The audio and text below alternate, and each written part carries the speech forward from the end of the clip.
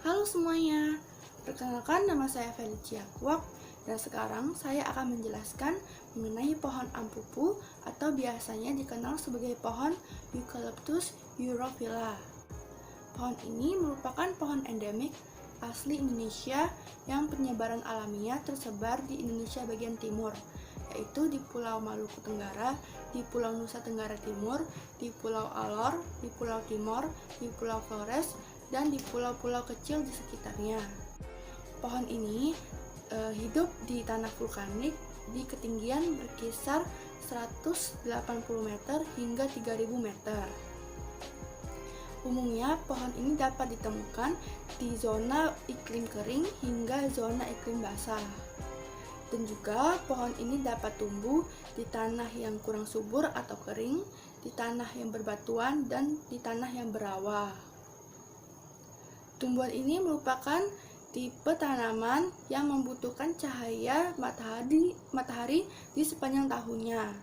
Dan tanaman ini merupakan tanaman yang dapat tetap hijau di sepanjang tahunnya. Pohon ini berbunga berkisar di bulan Januari hingga bulan Maret dan mulai berbuah matang dan dapat dipanen dimulai dari bulan Juli hingga bulan September. Ciri-ciri dari pohon ini yaitu memiliki ketinggian pohon berkisar 40 meter, memiliki diameter batang yang kurang lebih 100 cm, memiliki warna batang yang berwarna coklat muda hingga coklat tua, dan tekstur batangnya bertekstur kasar dan sedikit licin.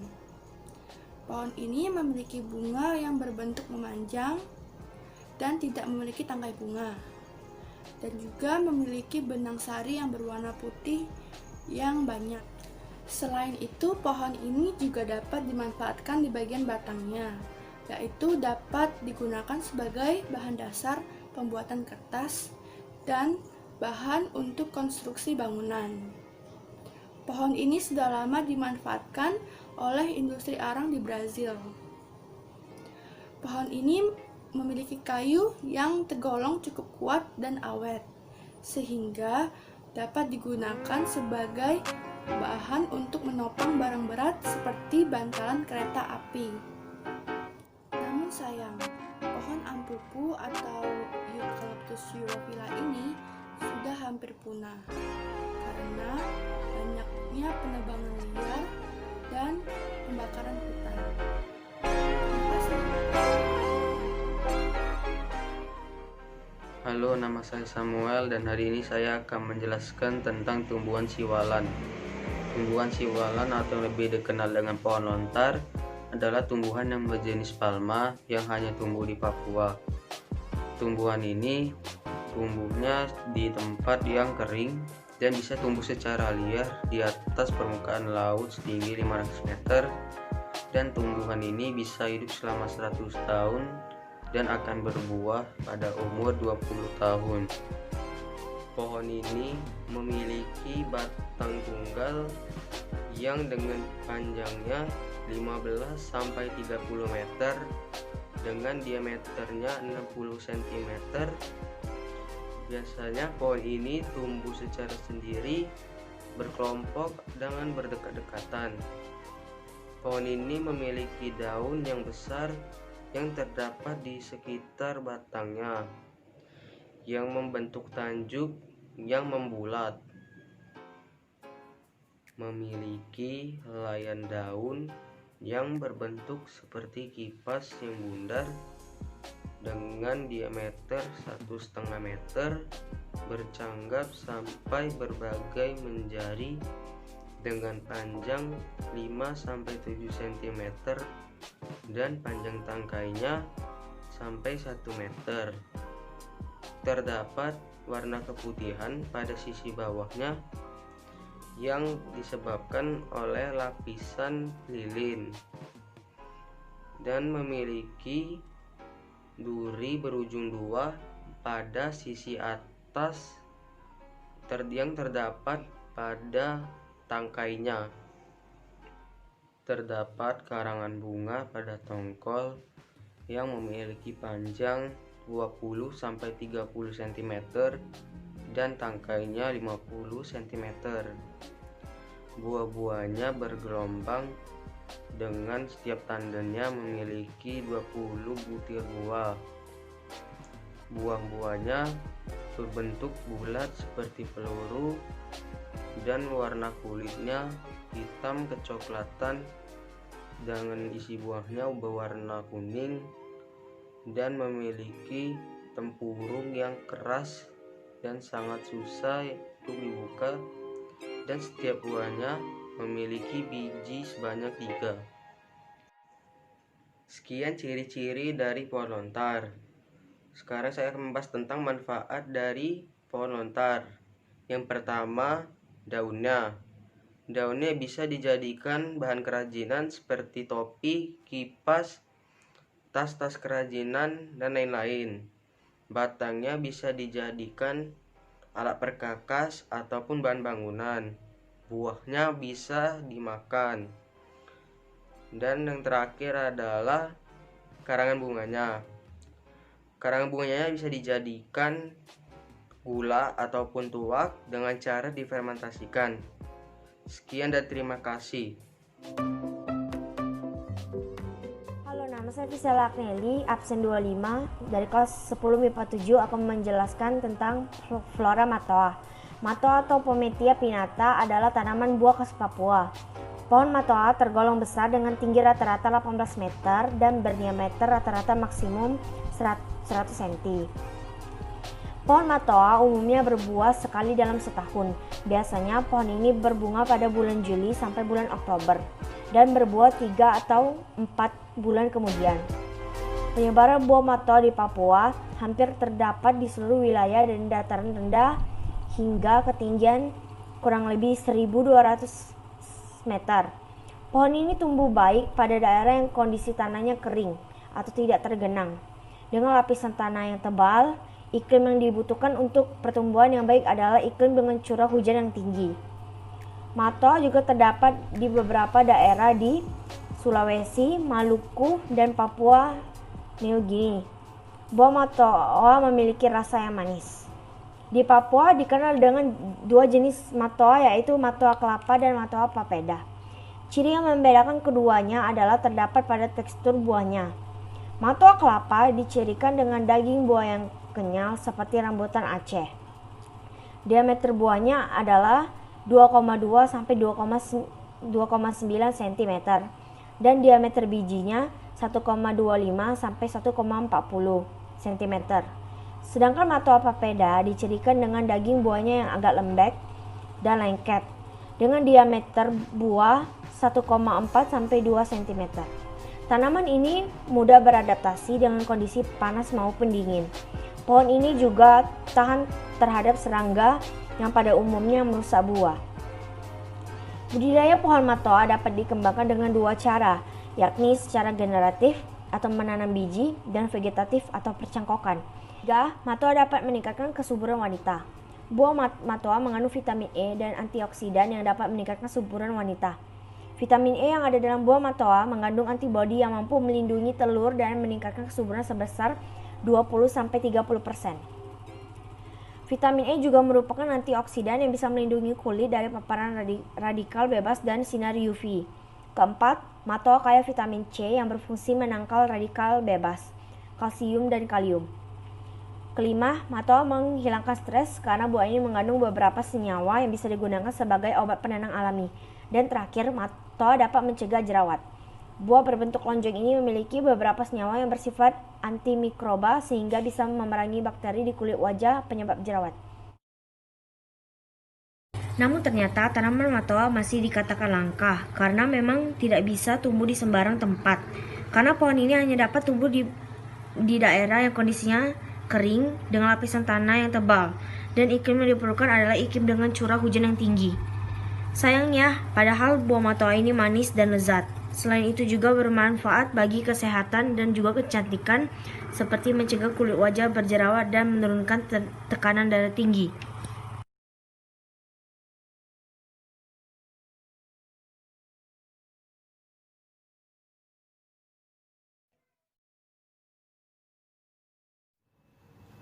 Halo, saya Albert dan hari ini saya akan menjelaskan mengenai pisang terbesar di dunia yang hanya dapat ditemukan di Pulau Papua dan Papua Nugini. Pisang ini disebut Musa ingens.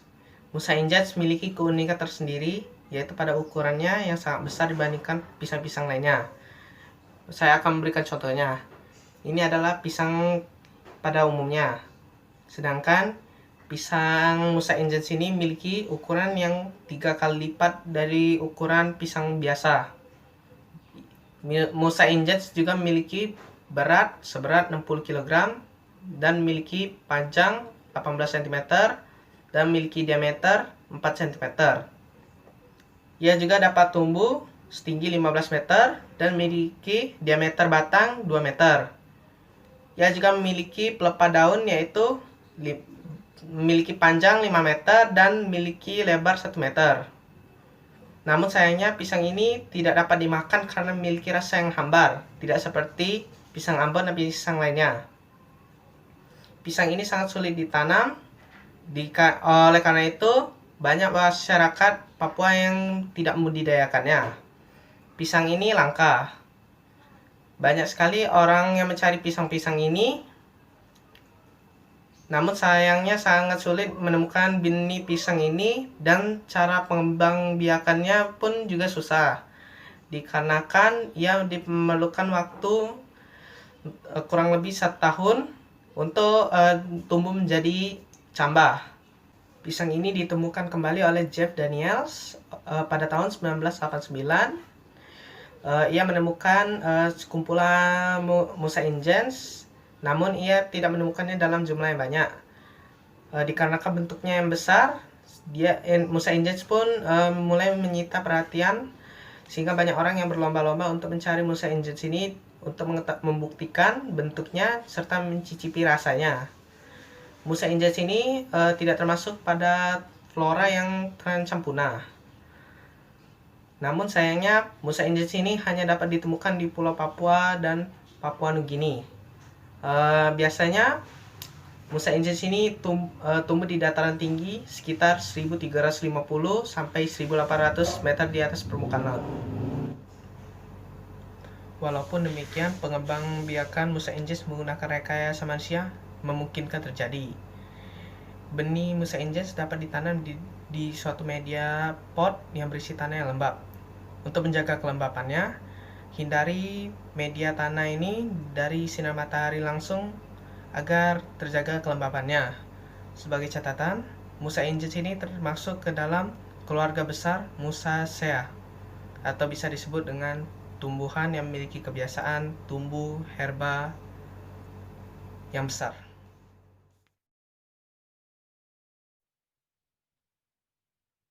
Halo, saya Brenda. Saya akan menjelaskan mengenai tanaman sagu. Tanaman sagu atau sering disebut juga palma rawa merupakan tanaman yang banyak tumbuh di daerah Papua dan juga Maluku. Sagu termasuk dalam famili Palmae yang merupakan tanaman yang menyimpan pati pada batangnya. Pati sagu didapat dari tanaman yang sudah dewasa. Secara morfologi, sagu memiliki batang berbentuk silinder atau bulat memanjang dengan diameter sekitar 50-60 cm. Bahkan dapat mencapai 80-90 cm. Pada umumnya, diameter batang bagian bawah lebih besar dibandingkan dengan diameter batang bagian atas. Tumbuhan sagu memiliki batang tertinggi apabila telah sampai pada umur panen yaitu 11 tahun atau lebih.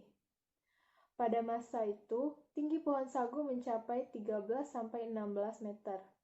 Tetapi, ada pula yang dapat mencapai 20 meter dengan bobot sekitar 1 ton.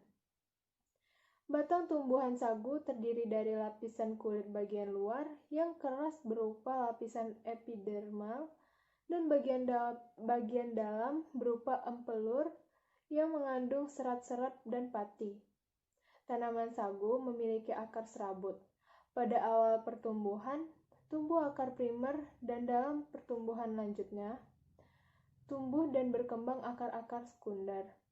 Pada daunnya, sagu memiliki sistem daun menyirip yang tumbuh pada tangkai daun.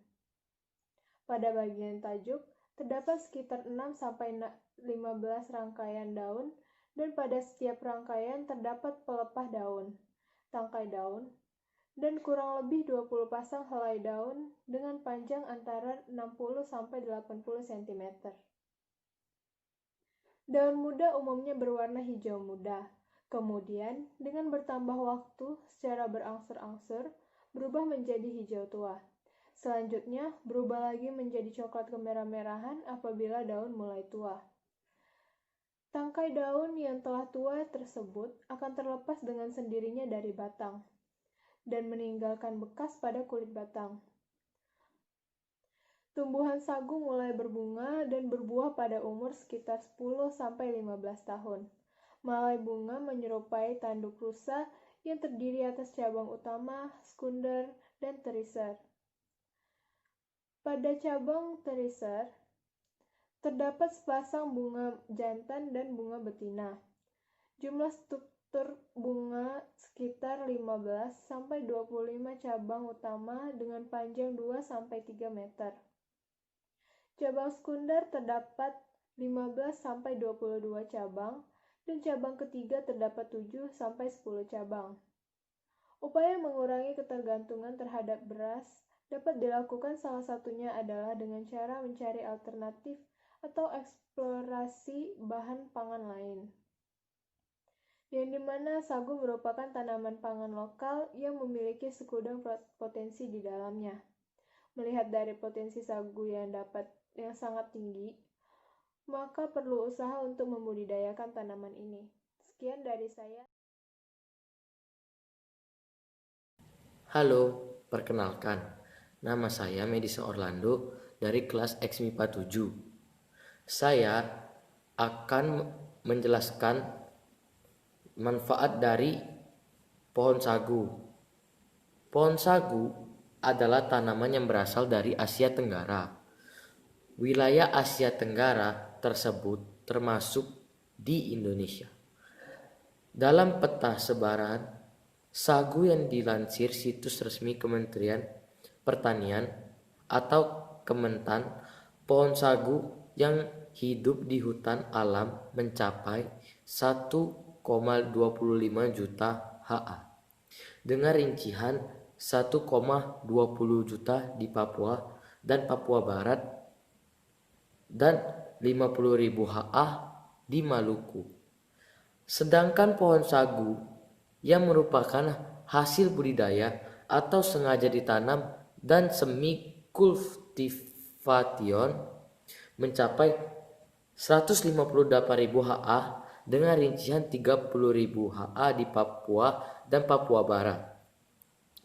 Di Maluku 10.000 ha, di Sulawesi 30.000 ha, di Kalimantan 20.000 ha, di Sumatera 30.000 ha, di Kepulauan Riau 20.000 ha, dan di Kepulauan Mentawai 10.000 ha. Bahkan dari sumber lain, yakni Unit Percepatan Pembangunan Papua dan Papua Barat atau UP4B yang dilansir pada 2014 menyebutkan bahwa luas sagu dunia mencapai 6,5 juta ha. Dari luas lahan tersebut, Indonesia memiliki pohon sagu seluas 5,5 juta ha, dan dari luas lahan tersebut yang berada di Papua dan Papua Barat mencapai 5,2 juta ha.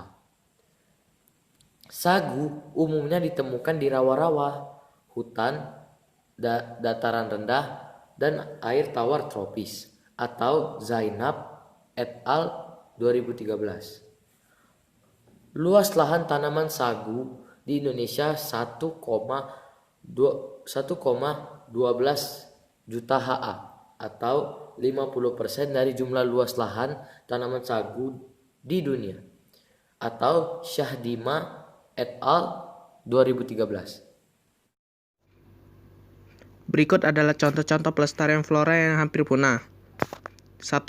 Penjagaan ekosistem. Kedua, penanaman kembali. Ketiga, membuat tempat penangkaran. Yang keempat, pembuatan perundang-undangan. Yang kelima, memelihara flora dengan benar. Nah, setelah kalian melihat video ini, kami harap kami dapat memberikan wawasan baru bagi kalian. Sekian, terima kasih.